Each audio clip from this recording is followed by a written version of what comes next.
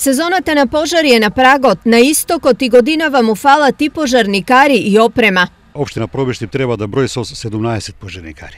Сега сме 10 пожарникари, од кој еден е подолго време на боловање, значи де факто ние сме 9 пожарникари.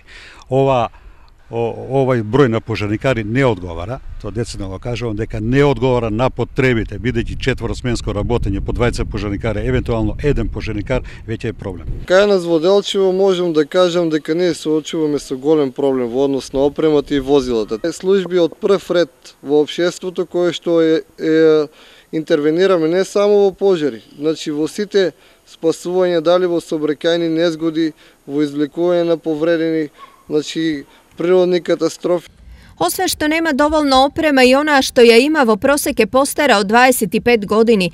Можност да се набави нова нема, зашто се нема и пари. Превземањето од страна на општините 2005 година, помалите општини тешко издвојуваат средства поради финансиската состојба и тешко се издвојуваат средства за набавка на нови возила и опрема. Ова освен за пожарникарите е проблем и за граѓаните кои во случај на пожар зависат од опременоста на противпожарните служби. Колку во овој момент тие можат да бидат мирни. Е проблем и за безбедноста на граѓаните и нивните материјални добра. Мора да ги предвидуваме ситуациите претходно што би можело да се деси. Тоа состојбите се такви да мора да се снаоѓаме со опремата што ја имаме.